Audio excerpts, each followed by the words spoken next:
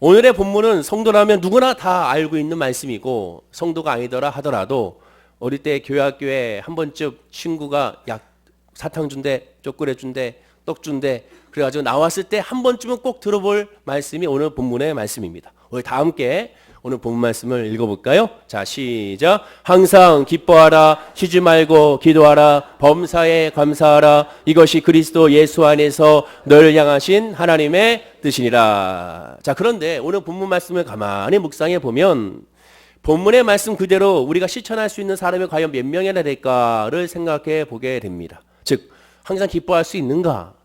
나는 쉬지 말고 기도하고 있는가? 범사에 내가 지금 감사하고 있는가를 뒤돌아봤을 때 이것을 그대로 실천할 수 있는 사람이 과연 몇 명이나 될까를 우리가 한번 질문해 본다면 한 사람도 없다는 것을 우리가 알게 됩니다.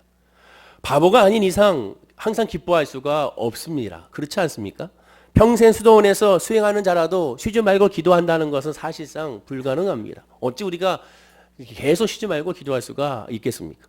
범사에 감사하는 것도 마찬가지잖아요. 범사란 모든 것인데 좋은 일이든 나쁜 일이든 모든 것에 우리 감사할 수 있는가? 인간의 이성이 있는 한 절대로 이 모든 것에 감사할 수가 없습니다. 왜? 슬픈 건 슬픈 거고 짜증나는 건 짜증나는 것이기 때문에 그렇습니다. 거기다가 18절 말씀 끝에 보면 너희를 향하신 하나님의 뜻이니라 라고 하나님은 말씀하십니다. 물론 하나님의 뜻이기 때문에 그래서 우리는 하나님의 말씀에 순종해야 합니다. 순종하지 않으면 하나님이 더 깊고 풍성한 은혜를 누릴 수가 없기 때문에 그렇습니다. 하나님의 뜻이니까 그래 하나님의 뜻이니까 기뻐해야지. 하나님의 뜻이니까 기도해야지. 하나님의 뜻이니까 감사해야지 라고 우리가 생각하게 되죠. 기도하기 싫은데 기도해야지. 감사가 안 나오는데 감사해야지. 전혀 기쁨이 없는데 기뻐해야지 라고 우리가 생각을 하게 된다는 거죠. 왜? 하나님의 뜻이니까. 막상 우리 현실을 바라보게 되면 범사에 감사는 불가능합니다. 수시로 생기는 하나님에 대한 의심과 원망과 탄식이 있습니다. 그렇지 않지 않습니까? 저도 마찬가지인데 주의종도 마찬가지입니다. 모든 사람들은 다 인간이기 때문에 하나님에 대해서 늘 감사할 수가 없습니다. 왜 그럽니까? 라고 하나님께 물어보게 되고 하나님께 원망과 탄식을 하게 되죠. 하나님의 사람, 하나님의 마음에 합했던 사람 다윗도 하나님께 탄식하고 하나님을 원망한 것을 우리가 보게 됩니다.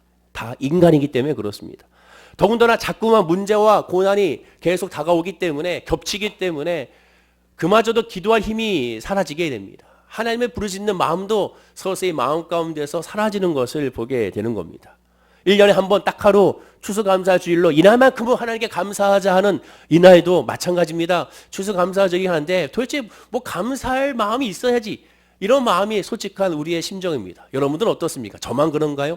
여러분들 마음 가운데 오늘 이 시간 추수감사주일에 심지어 오늘 추수감사주일인 것도 모르는 분이 있을 줄 모르겠습니다. 왜? 그만큼 우리 마음 가운데 감사할 것을 찾는다는 것이 쉽지가 않기 때문에 그렇습니다. 현실은 그렇지 않은 것이 너무 많기 때문에 그렇습니다. 그렇다면 하나님은 전혀 불가능한 말씀을 우리에게 주시는 것인가? 불가능한 명령을 우리에게 주신 것인가? 그렇지는 않죠. 하나님은 100% 선하신 분이고 하나님은 100% 옳으신 분이며 하나님은 100% 선하신 분이고 좋으신 하나님이십니다. 하나님이 하시는 것은 다 옳습니다. 문제는 항상 하나님께 있는 것이 아니라 나에게 있는 겁니다. 우리에게 있는 겁니다. 항상 인간에게 문제가 있지 하나님께는 문제가 없습니다. 하나님은 실수하지 아니하시고 하나님은 시건치 아니하시는 분이기 때문에 하나님은 완전하신 분이기 때문에 그렇습니다. 그러나 인간은 완전하지 않기 때문에 늘 부족하고 부족하기 때문에 문제는 하나님께 찾는 것이 아니라 나에게 찾아야 되는 것입니다. 우리 다시 본문을 그래서 읽어봐야겠습니다. 다 함께 읽어볼까요? 다시 한번요. 시작. 항상 기뻐하라, 쉬지 말고 기도하라, 범사에 감사하라. 이것이 그리스도 예수 안에서 너희를 향하신 하나님의 뜻이니라. 이 말씀에서 왜 계속 반복해서 읽느냐? 모든 질문의 답은 어디 있습니까? 성경에 다 답이 있습니다. 왜 반복해서 계속 읽는지 아십니까? 이 안에서 진짜 핵심을 찾아야 되는데 우리는 핵심을 찾지 않고 엄한 데서 답을 찾기 때문에 결국 왜곡이 생기고 다른 길로 가게 되는 겁니다.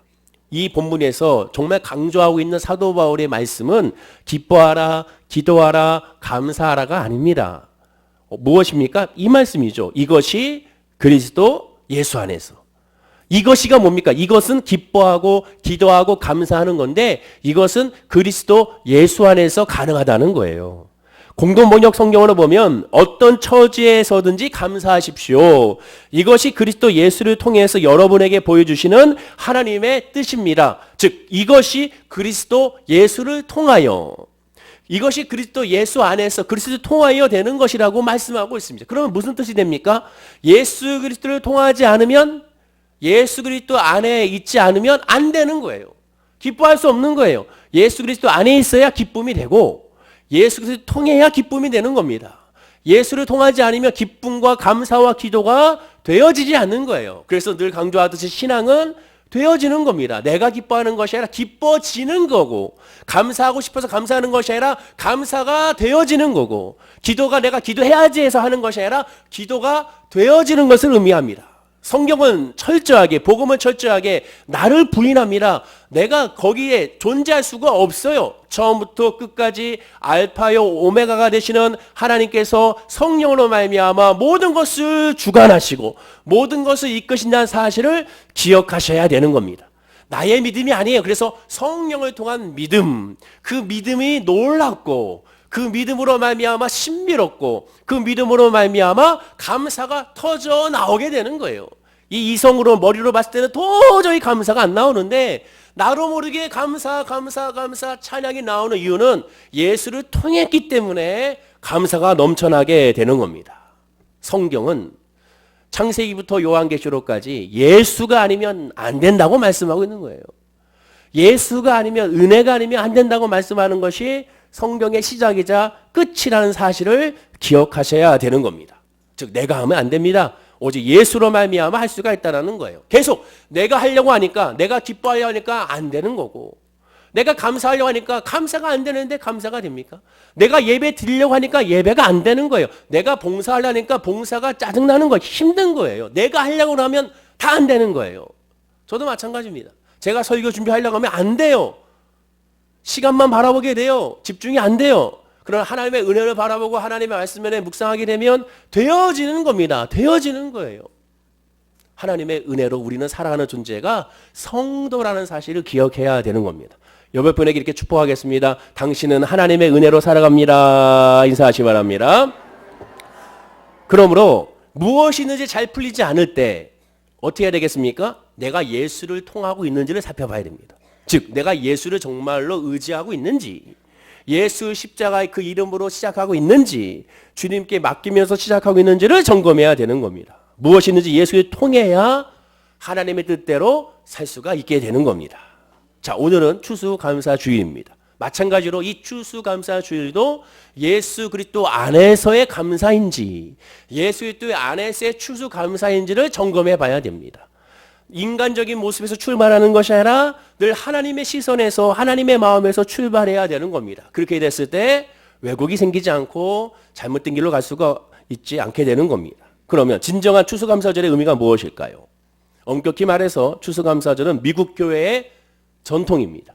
유럽 교회의 전통이 아니에요. 미국 교회의 전통입니다. 구약 성경에는 맥추절이라고 있습니다. 맥추절이라는 것은 보리 수확기의 명절입니다. 신명기 16장 9절과 12절에 이 맥추절을 어떻게 지켜야 되는지를 하나님은 자세하게 이스라엘 백성들에게 율법으로 설명해 주십니다. 좀 길지만 제가 하나하나 이것을 읽어드릴 때 함께 눈으로 같이 보시기 바랍니다. 7주를 셀지니 곡식의 낫을 되는 첫날부터 7주를 세어 내 하나님 여호와 앞에 77절을 지키되 내 하나님 여호와께서 내게 복을 주신 대로 내 힘을 헤아려 자원하는 예물을 드리고 너와 내 자녀와 노비와 내 성중에 있는 레위인과 및 너희 중에 있는 객과 고아와 과부가 함께 내 하나님 여호와께서 자기의 이름을 두시려고 택하신 곳에서 내 하나님 여호와 앞에서 즐거워할지니라. 너는 애굽에서 종되었던 것을 기억하고 이 규례를 지켜 행할지니라 라고 말씀하게 됩니다. 하나님 여호와 앞에서 77절을 지키는데 어떻게 지킵니까? 모든 사람과 함께 지키라는 거예요. 노비까지, 객, 손님에 이르기까지. 즉 이방인도 상관없어. 모든 사람들이 다 함께 이 맥추절 77절을 여호와 하나님께 지키라고 분명히 말씀하게 됩니다. 즉 보리를 수확하고 나서 하나님께 열매를 드리는 거예요. 근데 중요한 포인트는 마지막 종이 이런 말씀이 있습니다. 너는 애굽에서 종되었던 것을 기억하라. 종되었던 것을 기억하고 이 규례를 지켜 행하라. 왜 그런지 아십니까?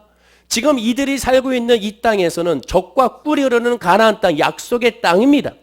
약속의 땅에 들어가기 전까지는 어떻게 살았습니까? 만나와 메추라기로 하나님께 주시는 매일매일의 은혜로 그들은 살았습니다. 주님이 주시지 않으면 먹을 수도 없고 입을 수도 없는 상황이었습니다. 그리고 이것을 남길 수도 없었어요.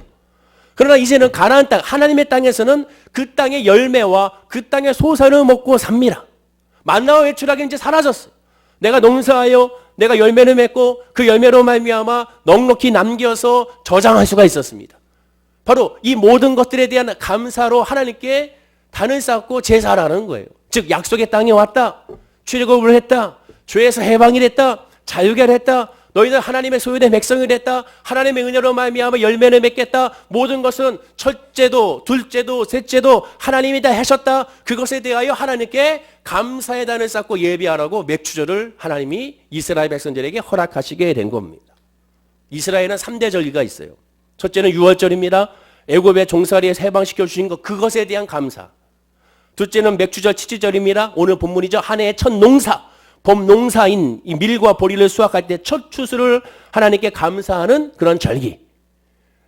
오늘날로 따지면 매월 첫째 주, 7월 첫째 주 주일날이 맥주 감사 주일로 지내게 됩니다. 근데 우리 교단에서는 이것은 잘 지키지 않죠. 보통 다른 교단에서는 철저하게 지키는, 우리는 이것에 중심을 하고 있지 않습니다.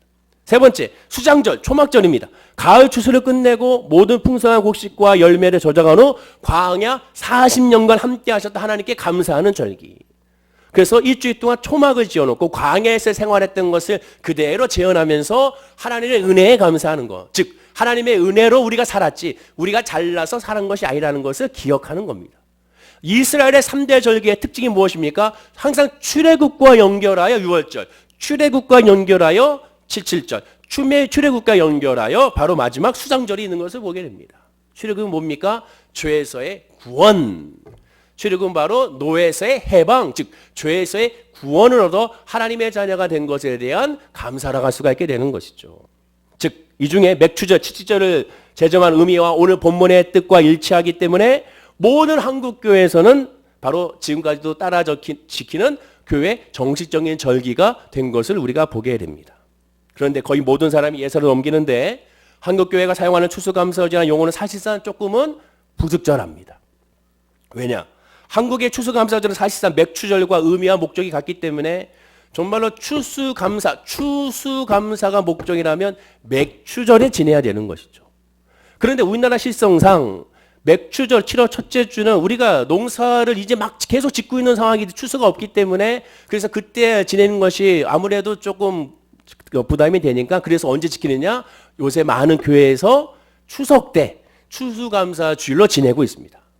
여러분 주변에 다른 성도님들 보시면 많은 교회가 추석 때 맞춰서 추수감사 주일로 지키는 교회가 점점 늘어나고 있어요. 많이들 바뀌고 있지만 해마다 전통 아닌 정통이 되다 보니까 이것이 바뀌기가 쉽지 않은 것을 보게 됩니다.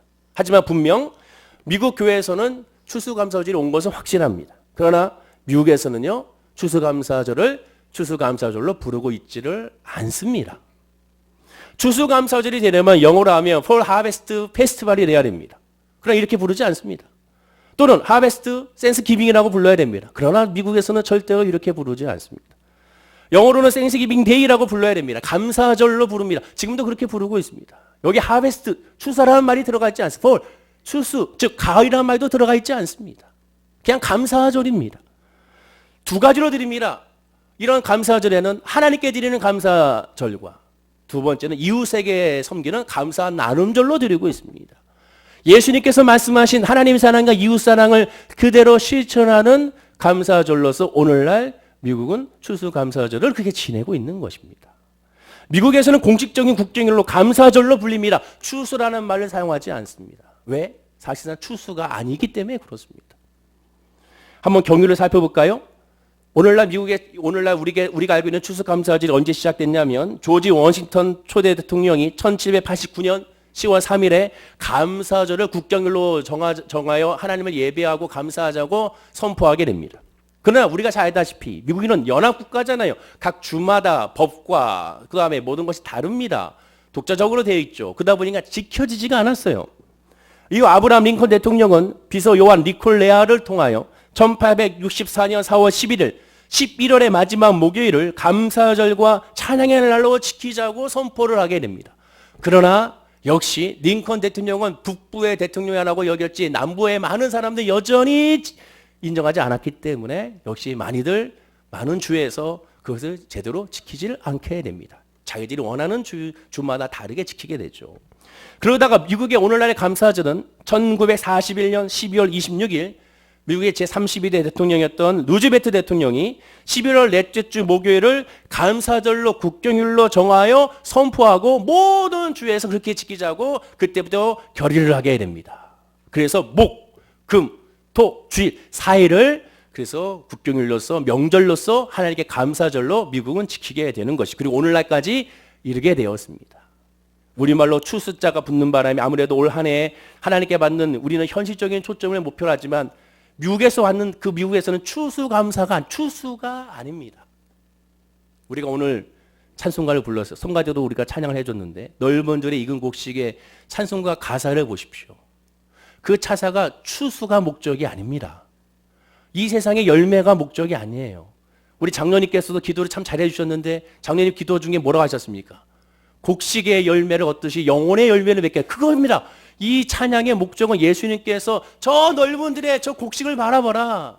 비유의 말씀이에요. 저렇게 많은 곡식이 있는데도 추수할 사람이 없는 것과 같이 저렇게 많은 불신자들이 있고 예수를 알지 못하는 사람이 많이 있는데 저들을 우리가 추수해야 되지 않겠느냐. 저들을 거두어 두르지 않겠느냐. 그런데 일꾼이 없도다. 그 말씀을 찬양으로 올린 것이 바로 넓은 들의 익은 곡식입니다. 후렴이 뭡니까? 일꾼이 없다라는 거예요. 우리가 가서 그것을 우리가 그 열심히 복음을 전하고 추수하자는 겁니다. 즉, 이 세상에 눈에 보이는 호박, 눈에 보이는 바나나, 눈에 보이는 뭐 사과, 쌀 이것이 목적이 아니라 영혼, 구원이 목적이 바로 핵심이었습니다. 그 찬양 핵심은 바로 그것입니다. 우리는 추수회라는 단어가 들어가다 보니까 추수의 목적이 있으니 그러니 항상 받은 열매를 생각합니다. 그러네. 29년에 뒤돌아보십시오. 지금 11월까지, 여러분 1월 달부터 지금까지 여러분들 눈에 보이는 열매가 과연 얼마나 있습니까? 물론 좋은 열매가 있는 분도 있을 거예요. 건강해졌고 물질도 좀 늘어나고 장막도 늘어나고 자녀가 취업도 되고 또한 여러 가지 입시의 문도 열리고 그런 분도 있을 겁니다. 열매라고 할 수 있죠. 그러나 그렇지 않은 분들이 대다수입니다. 내가 뭐 했지? 내가 이번에 올해 내가 잘 됐지? 그러면 딱히 뭐 떠오르지 않은 분들이 대부분입니다. 오히려 아프고 오히려 힘들고 관계가 틀어지고 상처받고 이런 분들이 더 많은 것을 보게 되는 거예요. 힘든 일이 계속 겹겹이 쌓이고 있는데 진정한 감사가 나올 수가 없어요. 왜? 그걸 보니까 그렇습니다. 추수한 걸 보니까 감사가 안 나오는 거예요. 나의 손에 무엇이 있느냐를 바라보니까 감사가 안 나오는 겁니다. 그렇다면 진정한 추수감사절을 알기 위해서는 우리가 다시 이 청교도들이 첫 감사절을 올렸을 때 그때로 돌아가요. 그때의 의미와 목적을 한번 우리가 생각해 봐야겠습니다. 왜 기념하여 감사하게 되었는지 살펴봐야 됩니다. 추수감사절만 되면 추수감사절의 유래를 목사님들이 설교 시간에 늘 말씀을 하시죠. 즉 메이플라워, 그렇게 많이 들었던 이 메이플라워를 타고 청교도들 102명이 1620년 9월 16일 영국 폴리머스 항을 출발하여 1620년 12월 21일 미국 동부 해안의 폴리머스 룩에 도착하게 됩니다. 영국의 폴리머스와 미국의 폴리머스 항은 같은 이름입니다. 아마도 학자들은 말하기를 영국의 폴리머스 항에서 출발했기 때문에 그래서 도착한 데를 같은 이름으로 폴리머스라고 했을 것이다 라고 그렇게 예상하죠. 그러나 철자는 다릅니다. 쉽게 말해 지금의 보스턴 남부 해안 그 지역에 청교도들이 도착을 하게 되죠. 그래서 보스턴을 청교도들의 고장이라고 말하고 그러고 그 지역이 지금까지도 복음주의로 굉장히 보수적인 기독교인들이 살고 있는 것을 보게 됩니다. 그것을 중심으로 미국의 바이블 벨트라고 하여 복음주의 가장 보수적인 기독교인들이 살아가는 그런 주가 되는 것이죠. 추운 12월에 여러분들 이분들이 상륙했습니다. 그러니 너무 추우니까 배에서 내리지를 못하는 거예요. 그래서 배 안에서 3개월 동안 그곳에서 계속 지내게 됩니다.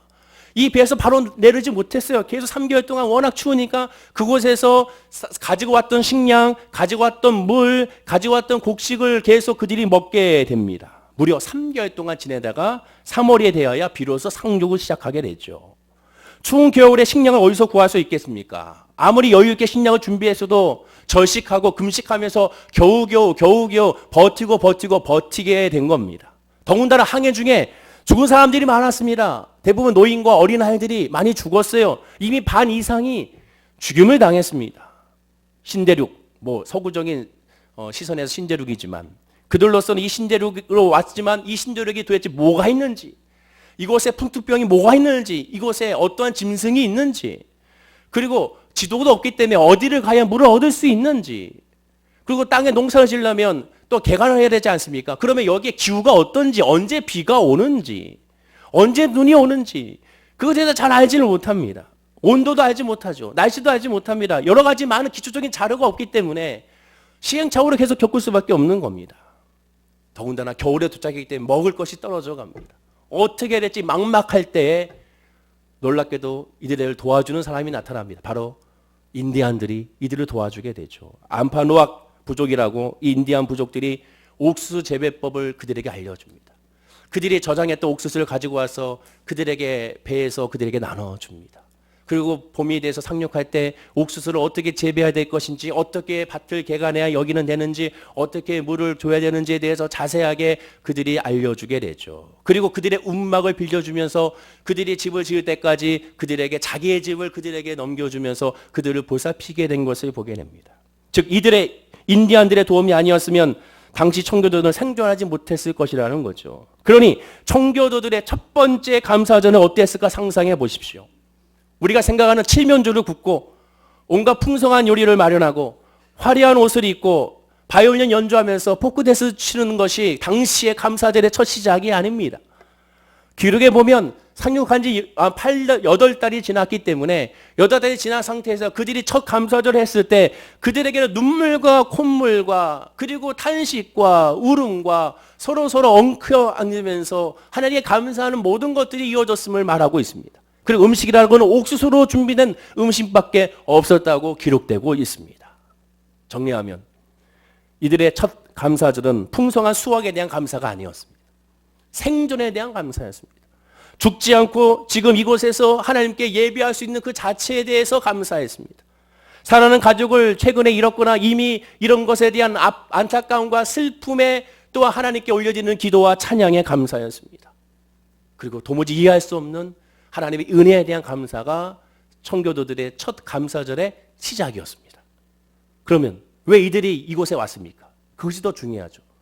왜 굳이 가족들이 다 잃어가면서 그 험난한 배를 타고 그리고 바다를 건너서 이 신대륙에 와서 그 고생을 하면서 있겠습니까? 그 이유가 무엇입니까?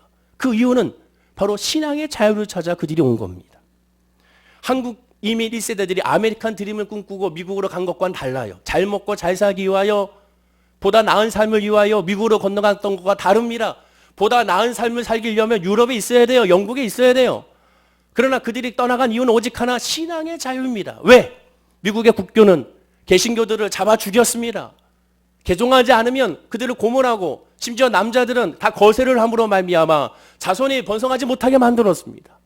개신교를 믿으면 다 죽였어요. 국교로 바꾸라는 겁니다. 개종하여 살려준다는 겁니다. 그래서 그들은 신앙의 자유를 찾아 마음껏 핍박을 받지 아니하고 사람들이 눈치를 보지 않고 마음껏 하나님의 찬양하기 위하여 그들은 배를 타고 대륙을 건너가게 된 겁니다. 그리고 그곳에서 하나님을 찬양하게 된 거예요. 내가 개종을 하느니 예수 중심으로 바로 서는 것이 낫다. 그래서 온 가족과 함께 자기들의 고향을 떠나서 그들은 대륙으로 미지의 세계로 가게 된 것입니다. 그러니 첫 번째 감사절의 예배는 그 신앙에 대한 감사입니다.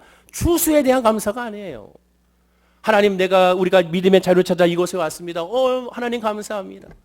내 사랑하는 가족들이 많이 죽었지만 그래도 이렇게 감사하게 하시니 감사합니다. 어차피 그들도 천국에서 만나게 될 터이니 감사합니다.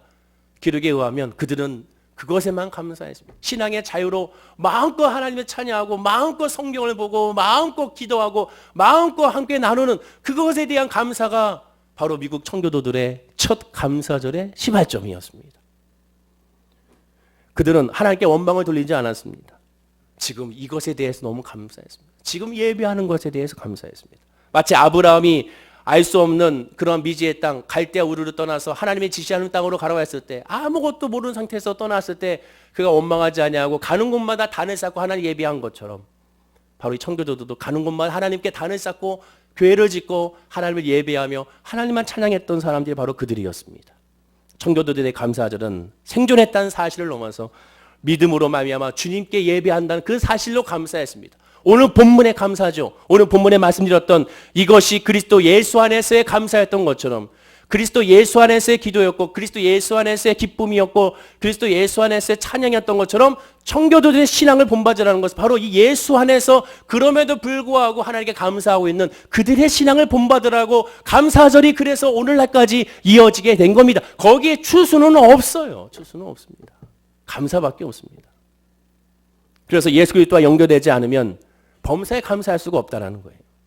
예수 믿는 나는 첫째 의미가 무엇입니까? 알기 쉽게 비유하면 사형 집행일에 사형 선고를 받은 사형 일자가 이미 정해지고 내일이면 죽을 수밖에 없는 아니 지금 끌려가고 있는 사형장으로 끌려가고 있는 그 사람이 갑자기 왕의 명령에 의하여 풀려나게 된 겁니다. 넌 무죄야. 분명히 사람을 죽였는데도 불구하고 그 죄를 인정했는데도 불구하고 너는 무죄라는 거예요. 아니요 내가 사람을 죽였어요. 난 죄인이에요. 너는 무죄야라고 말하는 것이죠. 그런데 거기서 그냥 끝나는 것이 아니라 왕의 자녀로 삼은 겁니다. 그것이 복음이고 그것이 은혜인 거예요. 생각해 보십시오. 예수 십자가가 없는 추수감사란 전 세계 어디나 다 있습니다. 추수감사라는 그 자체는 모든 세계에 다 있어요. 우리나라도 마찬가지예요. 우리 추석 때 조상에게 제사 지내잖아요. 제사 지내면서 뭐 합니까?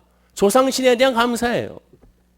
모든 신, 미신, 모든 샤먼은 다 그들의 신에게 추수에 대한 감사를 듭니다. 잉카 제국 보십시오. 그래서 그 감사를 위하여 뭐 합니까? 신의 노임을 살기 위해 사람을 제물로 바치고 있지 않습니까? 다 감사를 드립니다. 그러나 기독교인, 예수 믿는 사람의 특징은 뭡니까? 예수님에 대한 감사하지 주신 것에 대한 감사가 먼저가 아니에요. 추수에 대한 감사도 필요합니다. 오해하지 마세요. 필요해요. 그러나 추수에 대한 감사 이전에 예수를 향한 감사가 먼저입니다. 하박국 선지자가 뭐라고 고백합니까? 소출이 없어요. 아무것도 없어요. 무리의 양도 없어요. 그러나 뭐라고 고백합니까? 나는 여호와로 말미암아 즐거워한다고 하고 있습니다. 그것이 예수 안에서의 감사예요. 올해 농사 지었는데 쌀 농사가 망했어요. 그럼 감사 안 할 겁니까?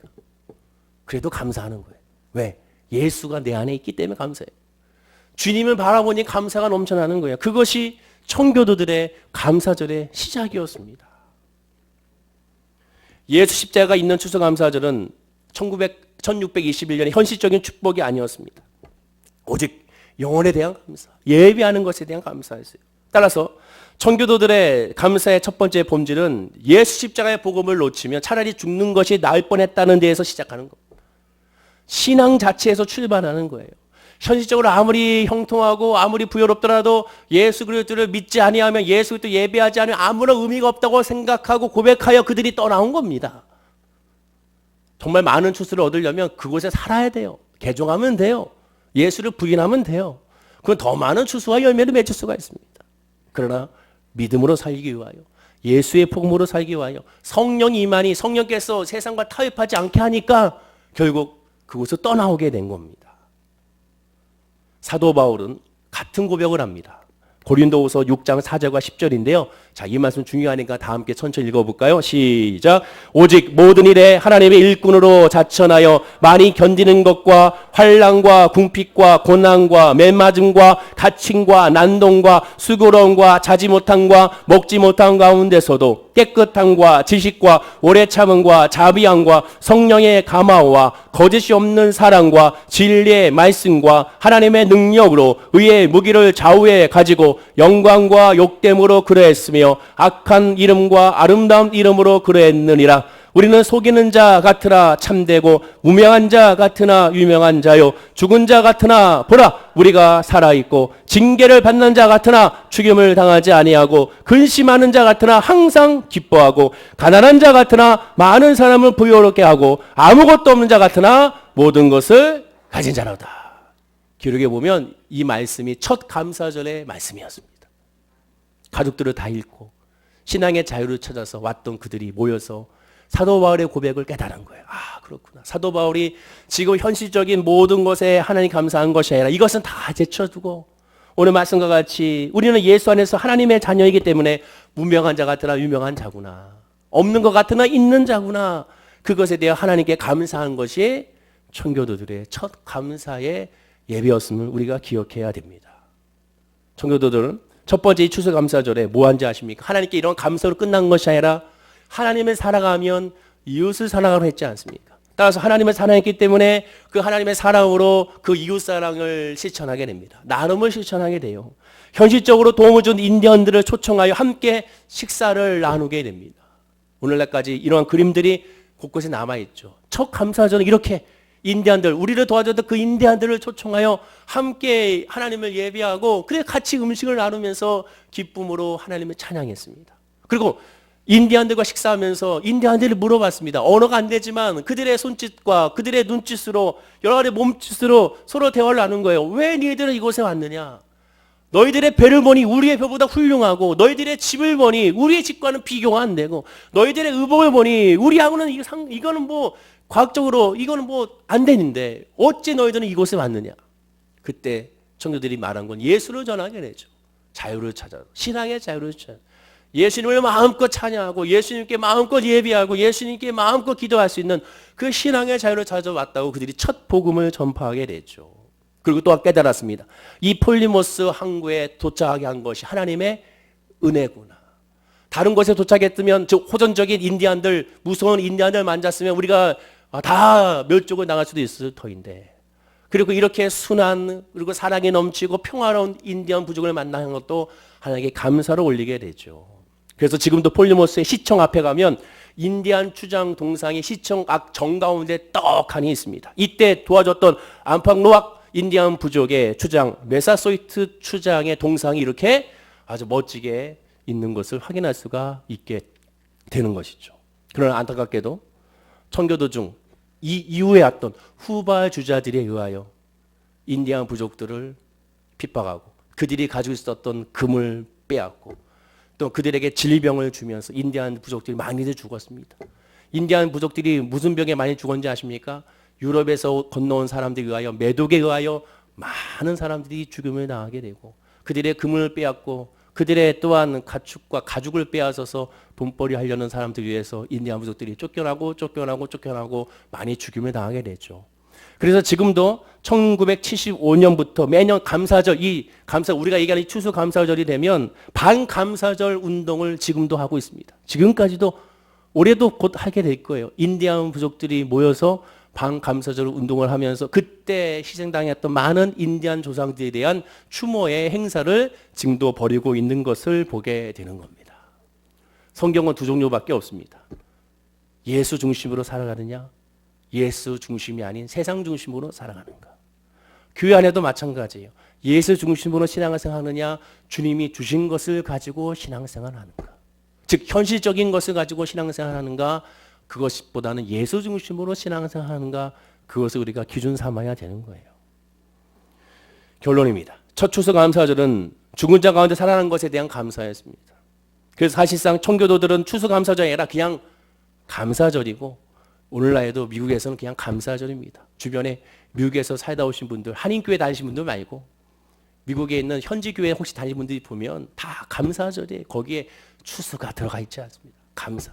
신앙에 대한 감사, 영혼 구원에 대한 감사, 예배하는 것에 대한 감사, 하나님의 찬양하는 것에 대한 감사, 지나온 시간에 대한 하나님의 은혜에 대한 감사, 그리고 그 감사 안에 우리의 삶의 모든 것들, 무엇을 먹을까, 무엇을 입을까, 무엇을 마실까가 거기에 다 고스란히 들어가 있는 겁니다. 사랑하는 성도님들, 우리도 한번 진지하게 한번 생각해 봐야 됩니다. 점점 많은 교회들이 추수감사절을 이제 추석 때는 추수감사절로 드리고 이때는 그냥 감사, 순수한 영구원에 대한 감사절로 드리는 교회들이 많이 늘어나고 있습니다. 여러분들은 우리도 한번 진지하게 기도해 보면서 과연 어떤 방향으로 나가야 될 것인지 다시 한번 묵상해 보고 곰곰이 하나님의 은혜를 구해 봐야 됩니다. 자칫 잘못하면 예수를 보이는 것이 아니라 예수의 다른 것을 관심 갖게 되는 그러한 잘못된 신앙으로 흘러갈 수가 있습니다. 여러분, 예수 외에는 다른 것은 아무런 은혜가 아닙니다. 예수 중심으로 승리하고 예수 중심으로 기뻐하고 예수 중심으로 감사해야 됩니다. 따라서 감사는 진정으로 하나님을 감사해야 되고 감사절에는 오늘은 예수님으로 감사해야 되고 오늘은 오직 성령님으로 감사해야 됩니다. 그리고 그렇게 감사했을 때 나머지 모든 것들을 채우시는 하나님의 은혜를 감사할 수가 있게 되는 겁니다. 여러분에게 이렇게 인사할까요? 오직 예수만 감사합시다. 인사하겠습니다. 주님만 감사하는, 그러므로 말미암아 예수 안에서 모든 것에 감사할 수 있는 우리 성도님 되기를 간절히 축원을 드립니다. 기도하겠습니다. 아버지 하나님 감사합니다. 모든 것을 감사할 수 있도록 믿음 안에 감사하게 하여 주옵소서. 예수로 감사하게 하시고, 하나님으로 감사하게 하시고, 성령으로 감사하게 하시고, 구원의 감사가 있게 하여 주옵소서. 청교도들은 아버지 신앙의 자유를 찾아서 목숨을 걸고 넘어왔습니다. 그들의 첫 감사절 예배는 오직 하나님의 은혜에 대한 감사였습니다. 신앙의 자유에 대한 감사였습니다. 기도에 대한 감사였습니다. 하나님을 예비하는 것에 대한 감사였습니다. 그리고 감사로 말미암아 나머지 모든 것들도 다 하나님의 섭리로 감사했음을 우리가 알 수가 있었습니다. 오늘 이 추수감사 주일에 추수의 목적을 두는 것이 아니라 예수의 감사의 목적을 두고 하나님께 예배하고 감사하게 하여 주옵소서. 그 감사로 말미암아 예수 참 복음 안에서 하나님께 감사함으로 이웃에게도 감사로 나눌 수 있는 그런 나름의 주일이 바로 오늘의 주일이 될 수 있도록 아버지 인도하여 주시옵소서. 감사와 찬송을 주께 드리며 예수님의 이름으로 기도드립니다. 아멘.